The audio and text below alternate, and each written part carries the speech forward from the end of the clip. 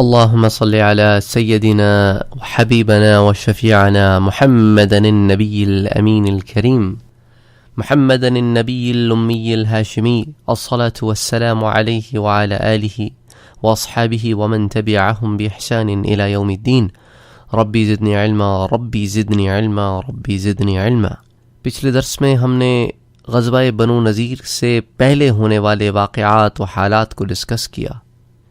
انشاءاللہ تعالی آج کے درس میں غزوہ بنو نذیر کو ہم ڈسکس کریں گے۔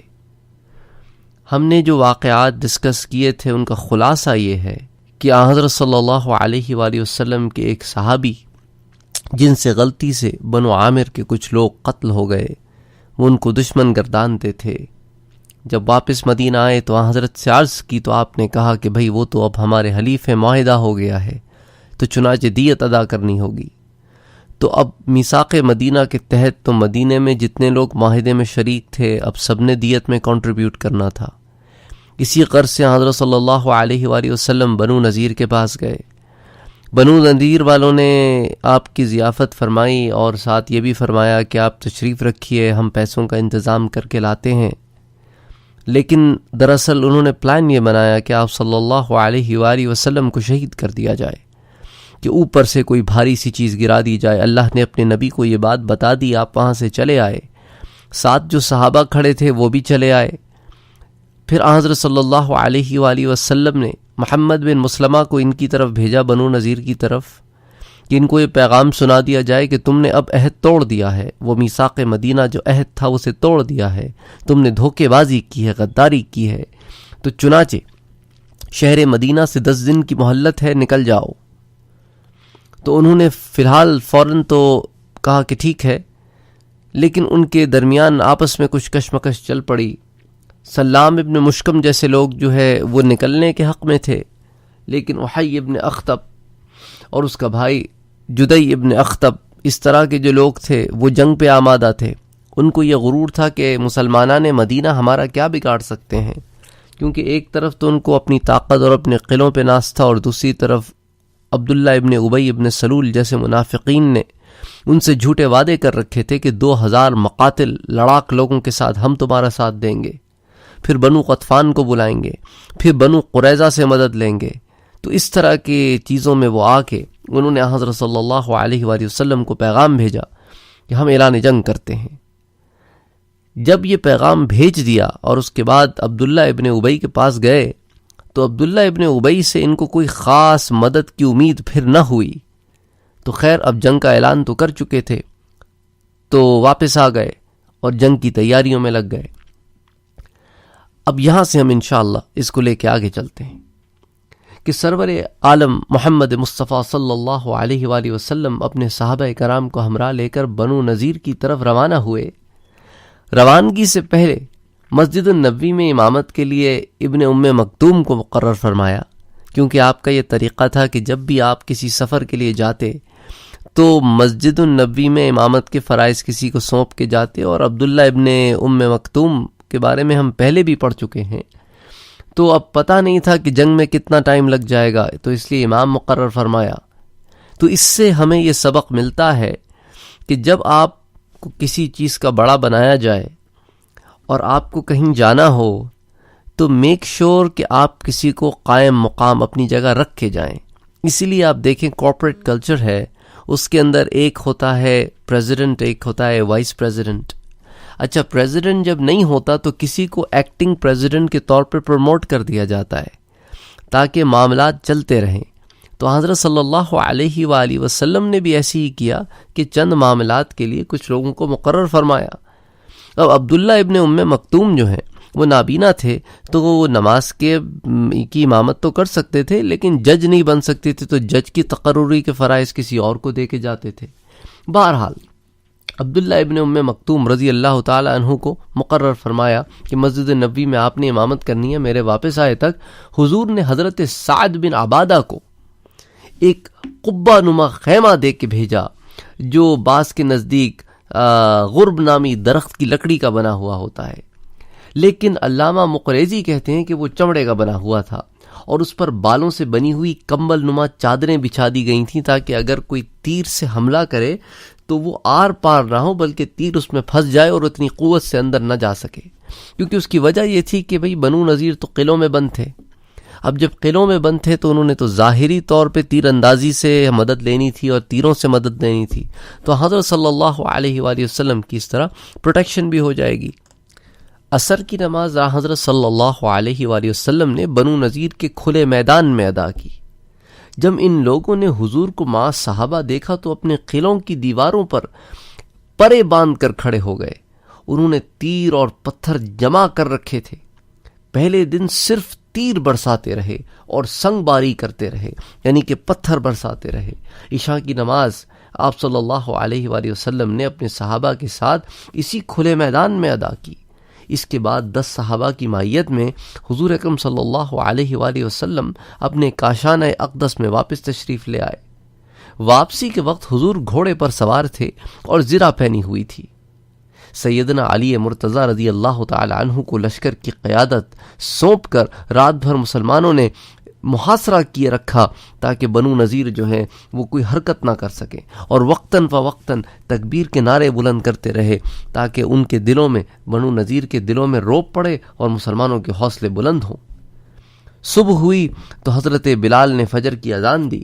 صبح سویرے حضور اپنے صحابہ کے ہمراہ بنی ختمہ کے کھلے میدان میں پہنچے اور صبح کی نماز وہاں ادا فرمائی۔ حضرت بلال کو وہ قبہ نما خیمہ جس کا میں آپ سے پہلے ذکر کر چکا ہوں، اس کو نصب کرنے کا حکم دیا۔ جب خیمہ نصب ہو گیا تو حضور اس میں تشریف لے گئے۔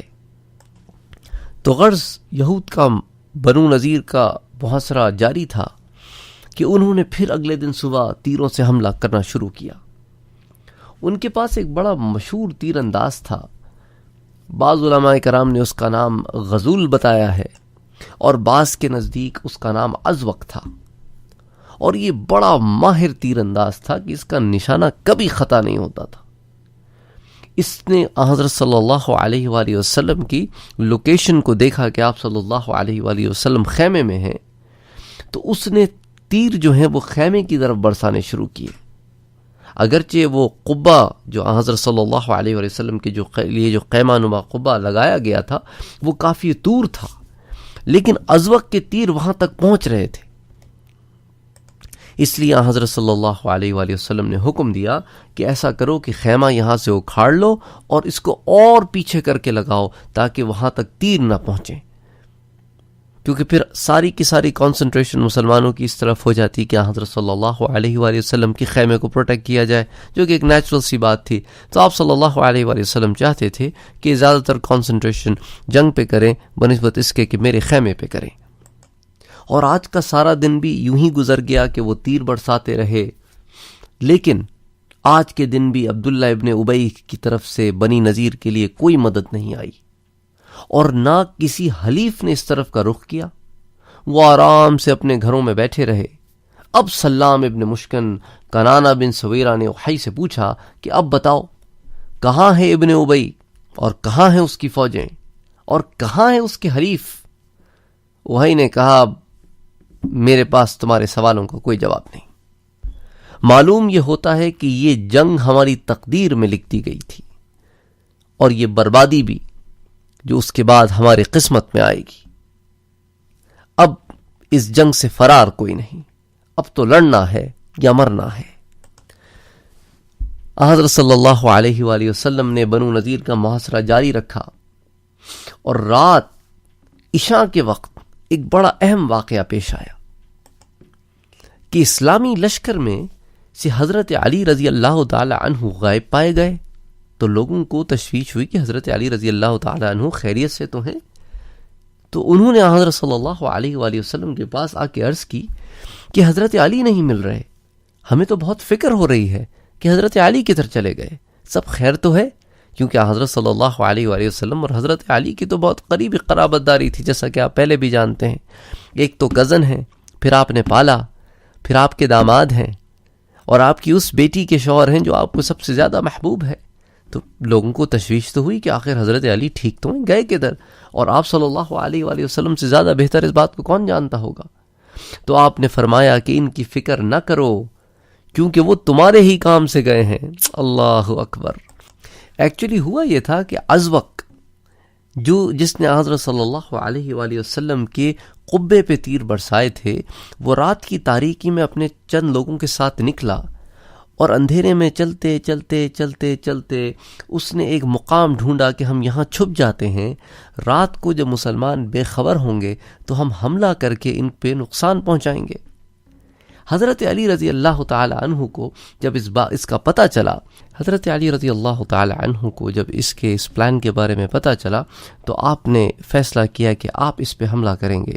تو حضرت صلی اللہ علیہ وآلہ وسلم نے حضرت علی کے ساتھ 10 صحابہ کو بھیجا، جن میں بڑے بڑے بہادر اصحاب رسول صلی اللہ علیہ وآلہ وسلم موجود تھے، جیسا کہ حضرت ابو دجانہ رضی اللہ تعالی عنہ اور حضرت سہل بن حنیف رضی اللہ تعالی عنہ، جن کے بارے میں آپ احد میں اور بدر میں پڑھ چکے ہیں، اور یہ بڑے بہادر اور تجربے کار سپاہی تھے۔ حضرت علی رضی اللہ تعالی عنہ جب اس مقام پر پہنچے تو آپ نے حملہ کیا، اور حملہ کر کے ازوق کو تو موت کے گھاٹ اتار دیا، اور اس کے ساتھ ہی اسے تنہا چھوڑ کر بھاگ گئے۔ تو وہ لوگ جو حضرت علی رضی اللہ تعالی عنہ کے ساتھ گئے تھے، انہوں نے پھر ان لوگوں کا تعاقب کیا، انہیں پکڑا اور تہہ تیغ کر دیا، اور ان کی سر کاٹ کے بنی حتمہ کے کنویں میں پھینک دیے گئے۔ تو ادھر اصحاب رسول صلی اللہ علیہ وآلہ وسلم کیمپ میں حضرت علی رضی اللہ تعالی عنہ اور ان کے ساتھیوں کا انتظار کر رہے تھے کہ تھوڑی ہی دیر گزری کہ حضرت علی رضی اللہ تعالی عنہ اس شخص کا سر لیے ہوئے حاضر ہوئے، جس کا نام، جیسا کہ میں نے آپ سے پہلے عرض کیا ہے کہ بعض علماء کرام کے نزدیک اس کا نام غزول ہے اور بعض اس کا نام ازوق بتاتے ہیں۔ تو بہرحال اس شخص کے سر لیے حاضر ہوئے۔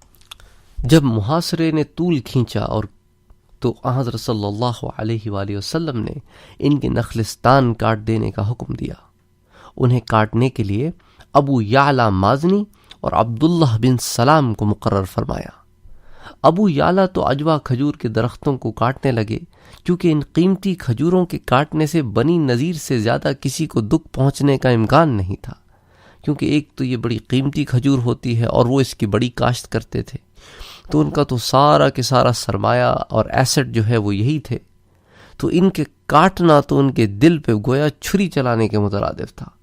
اور حضرت عبداللہ ابن سلام عام قسم کے کھجوروں کے درخت کاٹتے تو فرماتے، مجھے یقین ہے کہ یہ سب نخرستان اللہ تعالیٰ بطور غنیمت ہمیں عطا فرمائے گا، ہم عمدہ قسم کی کھجوروں کو کیوں ضائع کریں۔ جب ابو یعلا اجوا کھجور کے درختوں کو کاٹ کاٹ کر پھینک رہے تھے تو یہودی عورتیں غم سے اپنے گریبان چاک کر رہی تھیں، اپنے رخساروں پہ تھپڑ مار رہی تھیں اور واویلا کرنا شروع کر دیا تھا۔ وحی ابن اخطب نے حضور پر نور کو کہلا بھیجا کہ آپ تو زمین میں فساد برپا کرنے سے منع فرماتے ہیں اور اب ان پھلدار درختوں کو کیوں کٹوا رہے ہیں؟ فرمایا تاکہ تمہاری آنکھیں کھلیں اور تم جنگ کے آتش کدے کو بھڑکا بھڑکا کر اپنی قوم کو اس میں بھسم کرنے سے باز آ جاؤ۔ کھجور کے جتنے درخت کاٹے گئے ان کی کل تعداد 10 بتائی گئی۔ تو حضرت صلی اللہ علیہ وآلہ وسلم نے کوئی گویا باغ کے باغ نہیں اجڑوائے، بلکہ یہ تھوڑے سے درخت کٹوائے تاکہ ان کو پتہ چلے کہ یہ جو تم کر رہے ہو اس سے جو فساد برپا ہوگا وہ اس سے بہت زیادہ ہے جو ان 10 درختوں کے کاٹنے سے پیدا ہوا ہے، اور جس کو تم فساد سمجھ رہے ہو وہ فساد نہیں ہے، وہ تمہیں ایک طرح کی ہم وارننگ دے رہے ہیں کہ باز آ جاؤ کسی بڑی تکلیف سے۔ اور ایک یہ بھی تھا ریزن کہ وہ ان درختوں کی آڑ لے کر بھی مسلمانوں پہ حملہ کر سکتے تھے، تو یہ ایک جنگی حکمت عملی بھی تھی کہ کہیں ایسا نہ ہو کہ وہ ان درختوں کی آڑ لے کر مسلمانوں پہ حملہ کریں، کیونکہ مسلمان تو میدان میں تھے۔ بہرحال یہ تدبیر جو ہے وہ بڑی کارگر ثابت ہوئی اور اوہی کی اکڑی ہوئی گردن جو ہے وہ جھک گئی۔ عرض کی کہ ہم آپ کے حکم کی تعمیل کرتے ہیں اور آپ کے شہر سے کوچ کرنے پہ آمادہ ہیں۔ حضور اکرم نے فرمایا کہ اب پہلے کی طرح کوچ کرنے کی آزادی نہیں ہوگی، جیسا کہ ان کے بعض سرداروں نے پریڈکٹ کیا تھا کہ اگر جنگ کرو گے تو پھر حضرت صلی اللہ علیہ وآلہ وسلم ابھی تو تمہیں کھلی چھوٹ دے رہے ہیں کہ جیسے چاہے یہاں سے کوچ کر سکتے ہو، پھر یہ آزادی نہیں ہوگی۔ اور پھر وہی ہوا کہ اب شرائط کے ساتھ کوچ کرنا ہوگا۔ تو اب حضرت صلی اللہ علیہ وآلہ وسلم نے ان کو نئی شرطیں دی کہ یہاں سے نکلنے کے لیے تو ہم تمہیں بالکل سیف راؤٹ دیں گے، بالکل امن سے نکلو گے، لیکن اپنے ساتھ کوئی ہتھیار نہیں لے کے جا سکتے۔ جتنا سامان اونٹوں پر لاد کر لے جا سکتے ہو اسی قدر سامان لے کے جانے کی اجازت ہوگی۔ سلام ابن مشکم نے وحی کو کہا کہ اس کو فوراً قبول کر لو کہ ایسا نہ ہو کہ تم ضد کرو اور اس سے بھی بدتر شرائط پہ ہمیں ان سے صلح کرنی پڑے۔ وحی نے کہا اس سے بدتر کیا ہو سکتا ہے سلام نے کہا کیوں نہیں، وہ ایسا بھی کر سکتے ہیں کہ تمہاری اولاد کو قید کر دیں، تمہارے نوجوانوں کو قتل کر دیں، پھر تم کیا کرو گے؟ کیا تمہیں یہ بات قبول نہیں ہے کہ ہم تھوڑا بہت مال و متاع پیچھے چھوڑے جا رہے ہیں لیکن اپنی جانیں تو بچا کے لے کے جا رہے ہیں، اللہ نے چاہا تو اور مال بنا لیں گے۔ لیکن وحی نے ان تمام باتوں کے باوجود حضرت صلی اللہ علیہ وآلہ وسلم کی اس پیشکش کو قبول کرنے سے انکار کر دیا۔ آخرکار محاصرہ جاری رہا۔ علامہ ابن سعد کے نزدیک تو 15 دن اور ابن کرع کے نزدیک 23 دن اور حضرت عائشہ صدیقہ رضی اللہ تعالی عنہ نے اس کی مدت 25 دن کے قریب بتائی ہے۔ آخرکار جو مدت بھی ہو، آخرکار یہود کو اپنی شکست تسلیم کرنا پڑی اور حضرت کی شرائط پر مدینہ طیبہ سے جرا وطن ہونا انہوں نے منظور کر لیا۔ مدینہ طیبہ سے جرا وطنی کی ذمہ داری بھی حضرت محمد بن مسلمہ کے سپرد کر دی گئی۔ اس وقت یہودیوں نے ایک اور عذر کیا کہ یہاں کے بہت سے لوگ ہمارے مقروض ہیں، وہ قرض انہوں نے مقررہ مدت کے بعد ادا کرنے ہیں، ان کا کیا بنے گا؟ ان کا مقصد یہ تھا کہ ہمیں مدینہ طیبہ میں ٹھہرنے کی مزید مہلت دی جائے تاکہ ہم اپنے قرضے وصول کر سکیں۔ حضرت صلی اللہ علیہ وآلہ وسلم نے فرمایا وَتَعْجَلُوا وَادَّعُوا کہ قرضے کی رقم کم کر دو، سود معاف کر دو اور بقیہ رقم جلدی وصول کر لو۔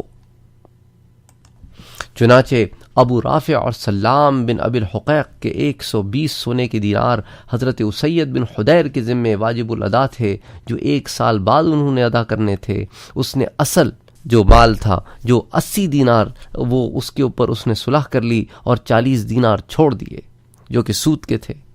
لشکر اسلام کا محاصرہ جیسے جیسے طویل ہوتا جا رہا تھا، یہود مایوس ہوتے جا رہے تھے۔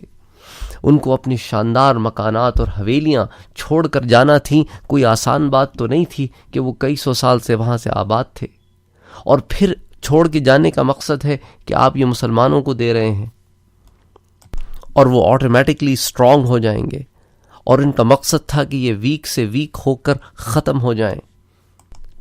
تو انہوں نے کیا کہ اپنی حویلیاں اپنے ہاتھوں سے توڑنی شروع کر دی، ان کو اس قابل بنانا شروع کر دیا کہ ہمارے بعد اس میں کوئی آ کے آباد نہ ہو سکے۔ تو مسلمانوں نے کیا کیا تاکہ یہود کو یہ بات پتہ چل جائے، بنو نذیر کو یہ بات پتہ چل جائے کہ ہم تمہارے مکانوں کی ہوس نہیں رکھتے، تو جو مکانات لشکر کے قریب تھے مسلمانوں کے لشکر کے، انہوں نے وہ مکانات گرانے شروع کر دیے تاکہ ایک طرف تو یہ میسج ملے کہ ہمیں ان کی غرض نہیں ہے، ہم تو تمہیں تمہاری عہد شکنی کی سزا دے رہے ہیں، اور ساتھ ہی ساتھ ان کے اوپر یہ روب بھی پڑے کہ ہم کوئی کمزور نہیں ہیں، ہم طاقتور لوگ ہیں۔ غرض وہ جتنے محلات تھے وہ سارے کے سارے کھنڈر میں تبدیل ہوتے چلے گئے، لیکن اس سے ان کے اوپر اثر ایسا پڑا کہ انہوں نے ہتھیار ڈال دیے۔ اب ایک نظر بنو نذیر کی جلاوطنی کے منظر پہ ڈالتے ہیں کہ یہودیوں نے اپنی عورتوں اور بچوں کو سواری کے اونٹوں پہ سوار کیا، دیگر اونٹوں پر جو قیمتی سامان لادا جا سکتا تھا وہ لادا، یہاں تک کہ انہوں نے دیواریں گرا گرا کر دروازے کھڑکیاں بھی نکال کر لاد لیں۔ جب ان کا قبیلہ روانہ ہوا تو ان پر کسی قسم کی افسردگی، پریشانی، ندامت اس طرح کے کوئی آثار نہ تھے، بلکہ وہ اپنے بہترین کپڑے اور اپنے بہترین زیورات پہن کر ان کی عورتیں اونٹوں پہ بیٹھی تھیں، اور وہ بھی اپنے بہترین لباس میں تھے، گویا کہ اس جلا وطنی کا ان کو کوئی رنج نہیں ہے، لیکن دراصل ان کے اندر کی کیفیت ڈیفرنٹ تھی۔ لیکن وہ یہ میسج دینا چاہتے تھے کہ ہمارے لیے یہاں سے جانا کوئی معنی نہیں رکھتا۔ تو ان کا جو راؤٹ تھا وہ پہلے تو بالحارث بن خزرج کے علاقے سے گزرے، پھر جبلیہ سے گزرتے ہوئے جسر کو عبور کر کے یہاں تک کہ عیدگاہ تک پہنچے، پھر ان کا گزر جو ہے وہ مدینہ منورہ کے بازار کے درمیان میں سے ہوا۔ لوگوں نے 2 صفیں بنائیں اور کھڑے ہو کر انہیں دیکھ رہے تھے کہ اس قدر جاہو جلال سے کوئی شکست کھا کے ملک سے دور ہوتا ہے۔ ذرا سی ندامت ہو، ایسی کوئی چیز ان میں نظر نہیں آتی، بلکہ اس کے برعکس ان کی عورتیں جو ہودجوں میں بیٹھی تھیں انہوں نے مخمل، زربفت، دیباج اور ریشم کے لباس پہنے ہوئے تھے۔ سبز اور سرخ ریشمی چادریں انہوں نے اپنے اوپر ڈالی ہوئی تھیں، سونے اور چاندی کے زیورات اور جواہرات سے وہ لدی ہوئی تھیں، لوگوں کو اپنی مال و دولت کی نمائش کر رہی تھیں۔ تو اس وقت ابو رافع، کیونکہ وہ مدینے کے بازار سے گزر رہے تھے، چلا چلا کے لوگوں سے کہنے لگا کہ یہ قیمتی کپڑے، یہ قیمتی زیورات، یہ جواہرات ہم نے انہی دنوں کے لیے جمع کر کے رکھے ہیں کہ جب زندگی میں اتار چڑھاؤ آتا ہے تو برے وقت کے لیے یہ پیسے کام آتے ہیں۔ باقی رہے یہ نخلستان جو ہم یہاں چھوڑے جا رہے ہیں تو ہمیں ان کی بھی ذرا پرواہ نہیں، خیبر میں ان سے بھی بڑے نخلستان ہمارا انتظار کر رہے ہیں۔ لیکن انہیں اس بات کا اندازہ نہیں تھا کہ اگر سامنے والا دشمن کوئی اور ہوتا، یہاں تو شفیق اور رحمت سے بھرپور محمد مصطفیٰ تھے، کوئی اور ہوتا تو وہ تو ان کو اس حالت میں یہاں سے جانے نہ دیتا، بلکہ ان کے سارے زیورات رکھ لیتا، ان کی ساری آسائش رکھ لیتا، سارے اچھے کپڑے رکھ لیتا، ان لوگوں کو اس حالت میں یہاں سے نہیں جانے دیتا۔ یہ تو اللہ کے رسول صلی اللہ علیہ وآلہ وسلم کی طبیعت کا کرم تھا کہ وہ اس حال میں ان کو بھیج رہے ہیں، حالانکہ انہوں نے کام بہت بھیانک کیا تھا۔ لیکن یہ ساری کیفیتیں دیکھ کے صحابہ کرام پر ذرا برابر فرق نہیں پڑا۔ وہ درویش صفت لوگ درویش صفت ہی رہے، ان کے اندر جو تقوی، جو پرہیزگاری اللہ نے ڈال دی تھی، اس چکا چوند روشنی نے اور رانائی نے ان کے ایمان پہ ذرا فرق نہیں ڈالا۔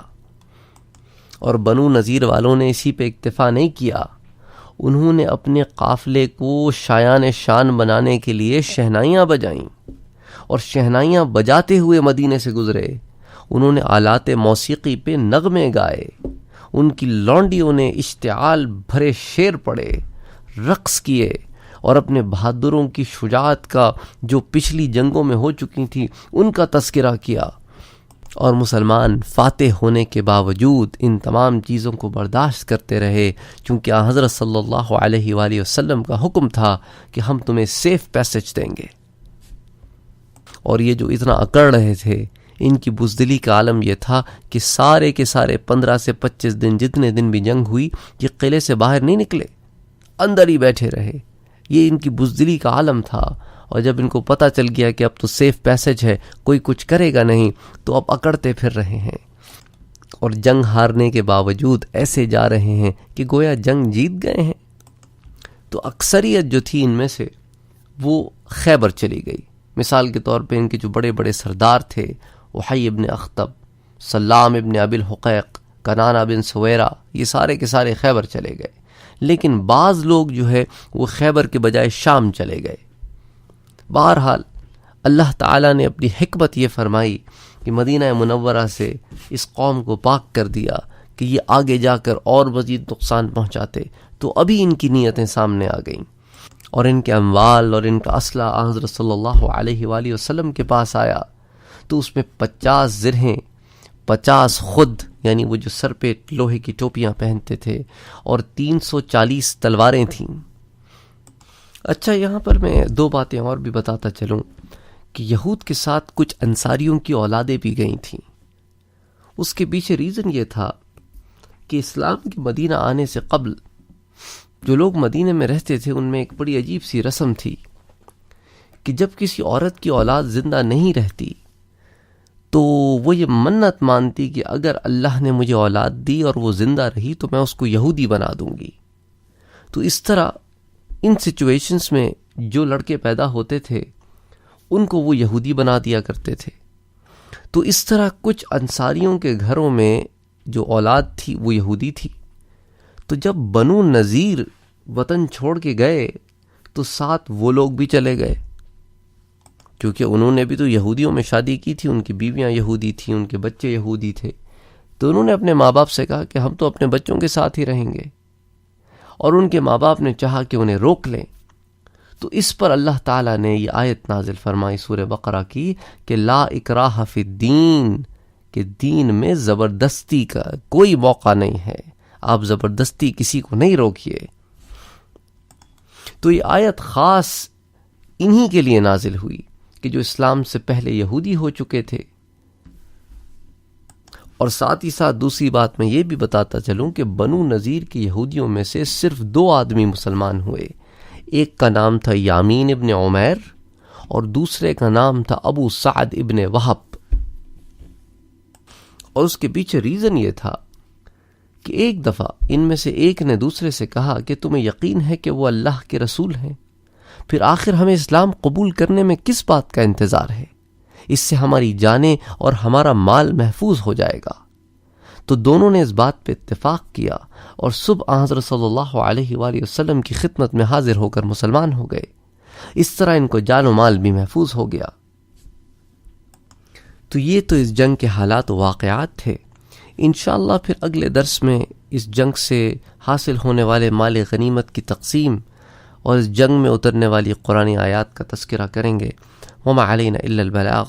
اللهم صل على سيدنا حبيبنا وشفيعنا محمد النبي الأمين الكريم صلى الله عليه وآله وسلم۔